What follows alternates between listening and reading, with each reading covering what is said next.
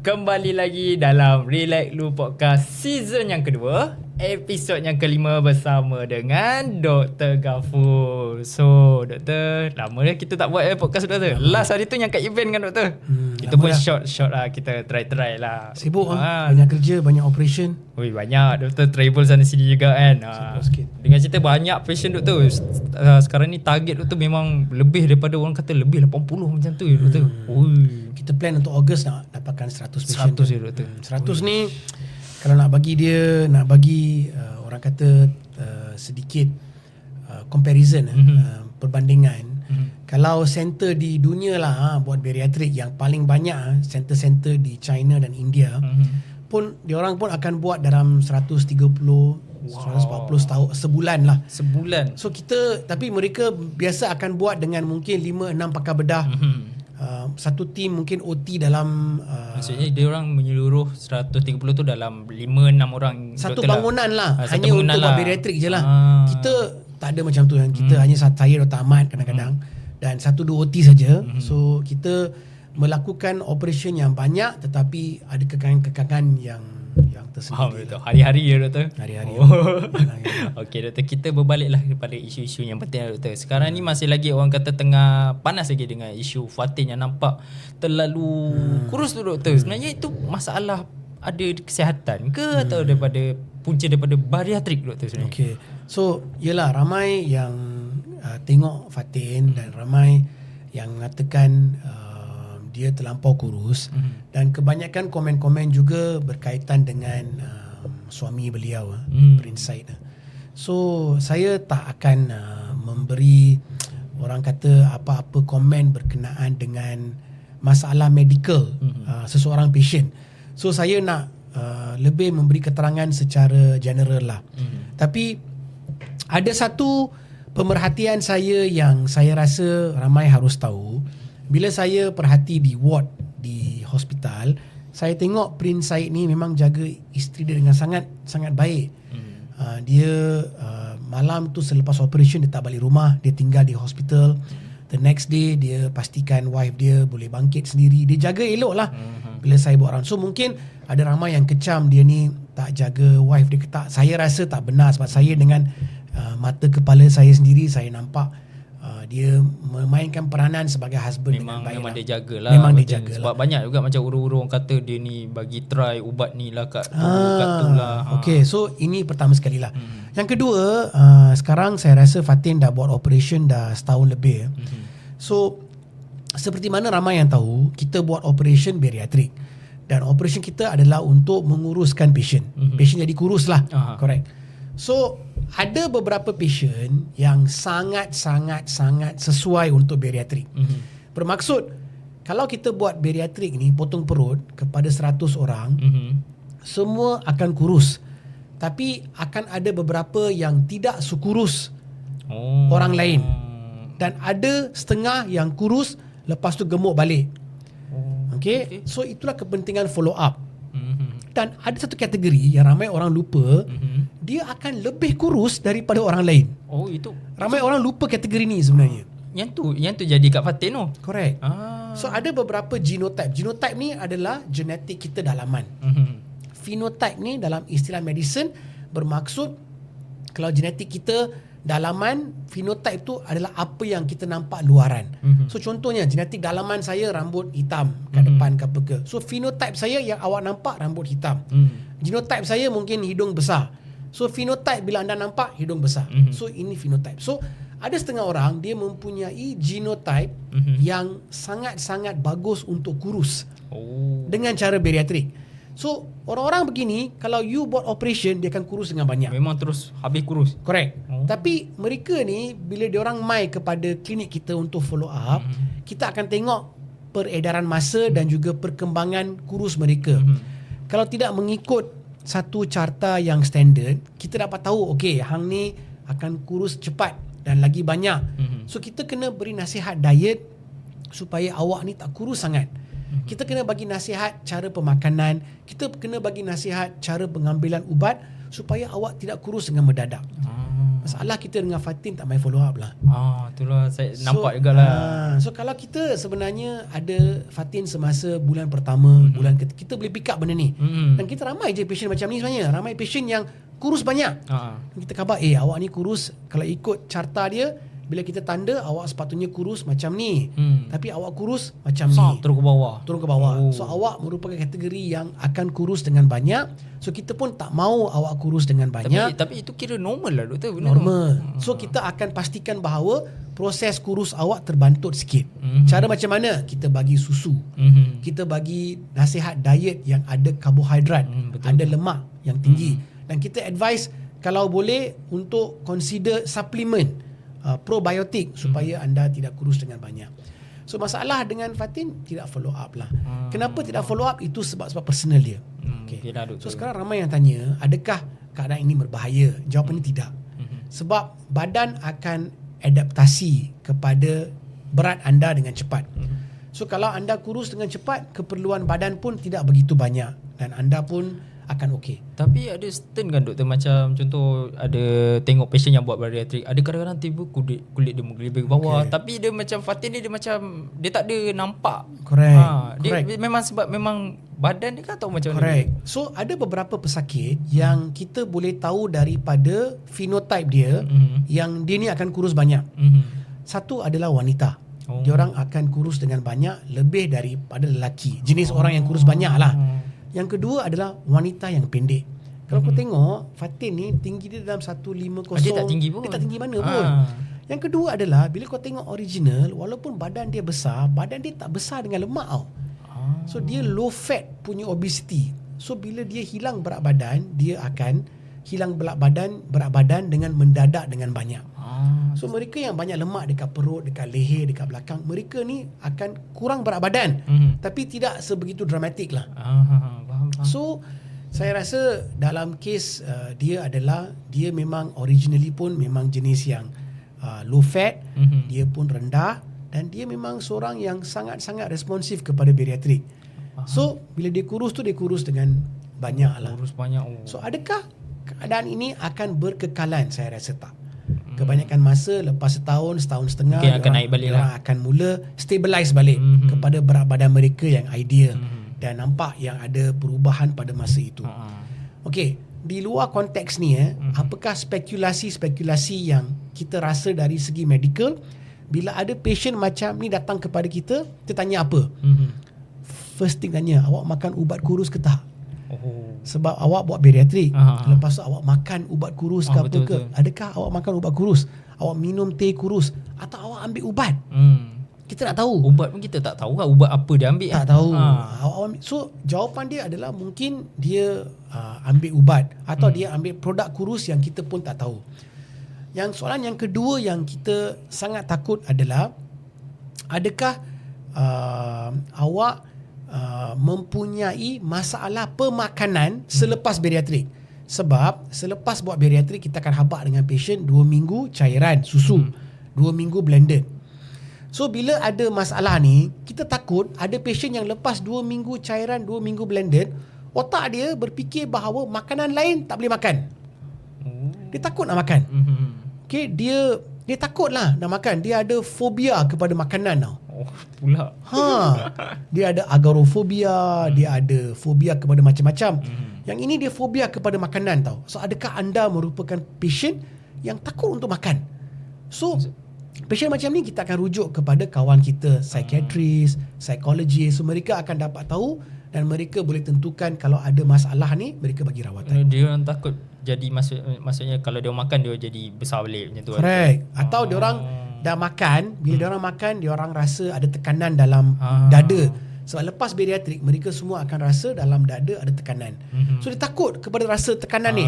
Dia ada anxiety. Dia tak nak rasa sakit lah. Rasa sakit. So dia mula mengolah pola pemakanan dia untuk menjadi pelik. So ini yang kita akan tanya kepada patient-patient yang datang kepada kita lepas sebulan, 3 bulan, 6 bulan, sama ada benda pelik ke tak. Tapi dalam kes dia sebab dia tak mai balik, kita pun tak boleh tanya lah kan. Bila kita tanya WhatsApp pun tak ada. Tapi ada beberapa observasi yang saya nampak dalam post-post dia. Nampak dia elok je, potong sayur, jalan, shopping. Normal je. Cuma ada macam orang buat apa, macam komen sikit sebab ada kan satu video dia cara je jalan turun tu Correct, macam correct. Tapi kebanyakan kalau ada orang-orang macam ni memang dia akan lemau sangat lah. Dia jenis yang tak boleh kerja, tak boleh buat apa-apa. Tapi saya nampak tak ada masalah Dia okey seperti je itu. Okey saja. Saya berharap dia akan mai untuk some follow up kepada kita. Tapi saya rasa akan berlaku bila dia mula ada penambahan berat badan betul. kepada normal. Kebanyakan masa dia akan mai masa tu lah. Tapi kalau boleh jangan dia naik kepada asal dia Tak. lah. Saya rasa takkan bagilah. Dia takkan naik sampai asal Tak kan ada. doktor Tapi kan. mungkin ada peningkatan balik dalam 10%, 5% akan naik balik. Tapi yang tu okey lah. Okey, so saya rasa bila dia jadi dia akan main balik. Cuma doktor boleh cakap kat kamera ku bagi tahu tolonglah follow up balik dengan saya. Tolonglah follow up. Saya menyediakan perkhidmatan follow up menggunakan online juga. So sebulan, 3 bulan, 6 bulan. Kalau tak boleh nak jumpa, susun dengan admin kita jumpa online je. Betul. At least kita jumpa face to face, jumpa muka semuka ni, dia ada sedikit kesan lah betul. dengan apa yang berlaku. Tolonglah ya patutnya follow up lah ya. Okey, kita pergi ke isu yang kedua lah doktor ya. Isu yang kedua ni pula dia macam agak panas sikit lah doktor. Dia ada pecahan lah sikit tentang tabung haji ni doktor. Sebenarnya apa yang terjadi dengan kes ni So doktor? saya ni merupakan seorang yang sangat sedih dan juga terkilan bila saya baca laporan RCI tu kan. Dalam 160 muka surat kita baca juga sebab dia berkenaan dengan tabungan haji kita kan. Dan ia memberi kesan kepada berjuta-juta rakyat Malaysia. Betul. Dan kesemuanya orang Islam. Dan mereka hanya menabung untuk pergi haji. Betul. Kebanyakannya memang orang-orang yang dah berumur menabung nak pergi haji. So kau boleh bayangkan bila ada laporan RCI ni, dia bukan kata pecah mana. Dia kata yang sebenarnya dia dapati bahawa terdapat bukan penyelewengan tetapi salah mengurus dana-dana tabung haji ini, di mana dana-dana ini sepatutnya diuruskan dengan lebih bagus dan juga tidak diurus lebih bagus. Yang kedua adalah keuntungan yang diorang declare ni merupakan keuntungan yang tidak benar. Mereka buat kaedah smart accounting lah. Smart accounting ni maksud dia macam kita ada satu produk kita nak jual atau kita nak khabar dengan orang harga barang ni RM5. Tapi barang ni kalau kita letak sedikit hiasan, barang ni akan jadi RM10. So diorang letak semua benda yang diorang ada dalam accounting ni dengan hiasan lah. So seolah-olah dia harga lebih tinggi daripada harga asal dan kerugian dia bukannya berjuta-juta, berbilion-bilion. Dan yang paling sedih adalah oleh kerana akta kerajaan, tabung haji ni tidak boleh dibenarkan gagal tau. So kerajaan kena bagi duit juga untuk menutup lubang ke orang kata masalah ni. Maksudnya kalau ada terjadi perkara macam ni pun dia orang kena bagi juga, cover juga. Correct. Ini bukannya masalah diorang hilang duit sebab ekonomi negara atau ekonomi dunia. Ini memang salah urus dan mereka dapati bahawa pengarah-pengarah syarikat dibayar bonus yang tidak masuk akal. Betul. Saya ada tengok ada satu staff tu sampai 100,000. Correct. Dia tak masuk akal. Bermaksud dalam zaman mereka tak buat duit dekat tabung haji tu, diorang masih lagi bayar pengarah-pengarah diorang, bayar sendirilah. Tak masuk akal, diorang bayar bonus-bonus yang tak masuk akal. Dan kebanyakan keputusan-keputusan dan pengarah-pengarah mereka adalah lantikan politik pada masa itu. So bukannya orang ahli perniagaan atau businessman yang run business tu, tapi run oleh ahli-ahli politik. Jadi balik kepada nasihat pakcik saya kepada saya, pakcik saya kata nak berpolitik, 99.9% yang nak berpolitik sebab nak buat duit. Kalau hang boleh berniaga dan buat duit, kenapa nak berpolitik? Betul. Berniaga je lah. kan. So hang ingat politician semua jadi politician sebab nak tolong negara?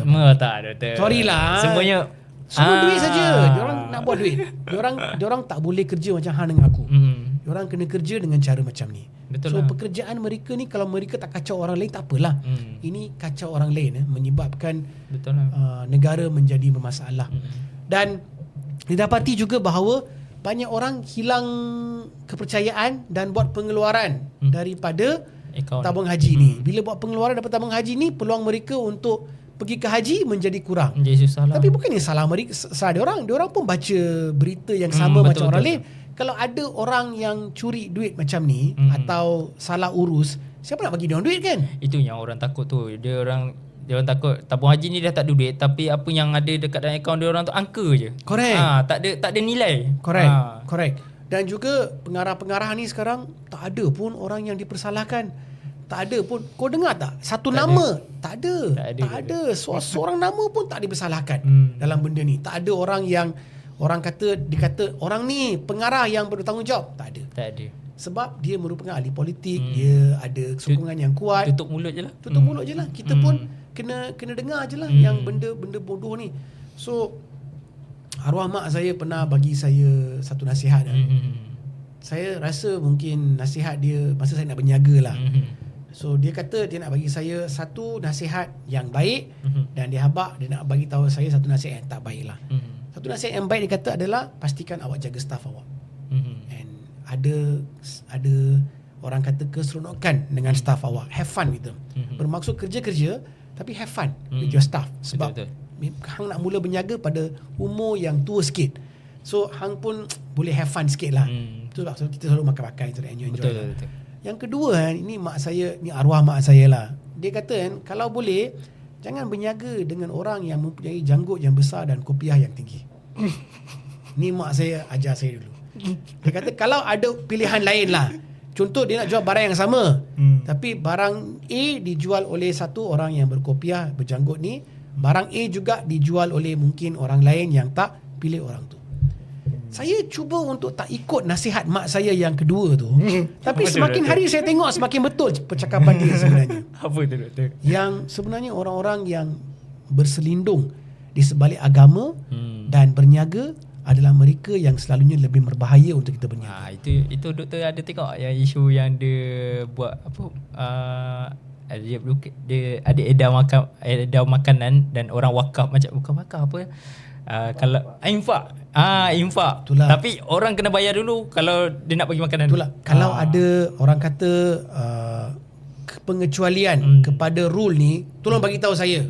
Saya pun nak jumpa orang ni. Contoh ada orang yang berjanggut besar, berkopiah tinggi, tapi dia berniaga dengan cara betul dan dia berjaya. Betul. Dengan berniaga dengan cara betul. Bukannya setahun 2 tahun, 10 tahun, 20 tahun. Yalah, betul. Aku akan, kalau kau tengok video-video yang daripada Saudi, daripada Dubai, daripada Oman, penyaga-penyaga diorang, businessman diorang yang betul-betul berjaya, diorang tak ada image ni tau.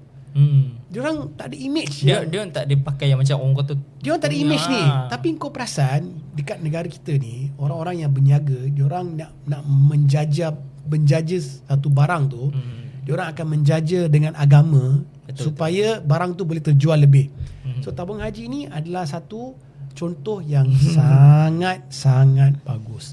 Di mana orang-orang yang kononnya diberi kepercayaan untuk jaga satu produk agama menyalahgunakan. Tapi itulah. So saya rasa nasihat mak saya betul. Sekarang zaman orang kata nak kata guna agama pure betul-betul 100% tu tak, saya tak boleh jamin doktor. Tak boleh. So itulah nasihat mak saya yang dua tu lah. Dia kata kalau ada barang A dijual oleh peniaga yang macam ni, dan juga jual, kalau memang kau nak pilih dan benda tu memberi kesan kepada perniagaan hang, ambil daripada orang yang tak menjual dengan imej agama. Betul. Unfortunately, walaupun saya tak mengikut cakap mak saya daripada hal ni, semakin hari semakin saya tengok ia berlaku. Betul.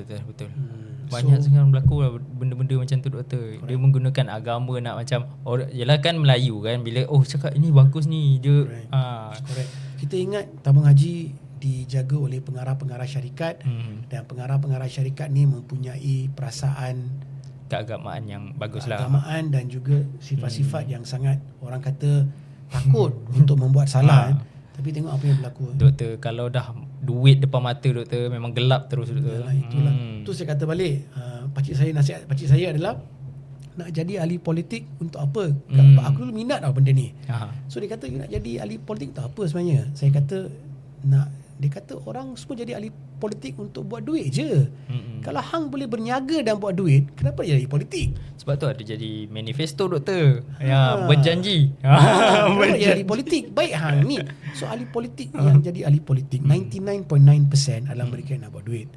Dan daripada 99.9% ni mesti semua orang nak buat duit lah. Dia tak ada niat dia nak jadi ahli politik untuk tolong orang. Dia tak ada niat. Susahlah doktor nak jumpa Susah lah. Susah. Kalau jumpa tu saya rasa kategori satu yang aku nampak lah mungkin perempuan lah. Perempuan ahli politik aku nampak kurang sikit lah. Yang perangai dia tak nampak dia lah. tak nampak sangat lah. Yang kedua aku nampak ahli politik yang dah buat duit masuk penjara lah. Lepas tu dia keluar dia baik sekejap. Ada baik sekejap. So yang ni dua kategori lah. So aku rasa yang lain semua sama je lah. Sama je. So hati-hatilah kalau siapa yang dah tertelajak pasal tabung haji ni, kita fikir untuk masa depan je lah. Kita harap dengan RCI ni kita harap tabung haji akan buat orang kata pembaikan lah supaya betul. Benda ni takkan jadi lagi. Elakkanlah ada politik-politik dalam Tapi tu. itulah masalahnya bila dia company GLC atau company yang berkait kepada kerajaan, dia bergantung kepada kerajaan pada masa tu lah. So sekarang ni kerajaan pada masa ni mungkin lebih prihatin kepada benda-benda macam ni. Kerajaan yang menang tahun depan ke tahun lepas tu mungkin dia kata kita tutup mata je lah.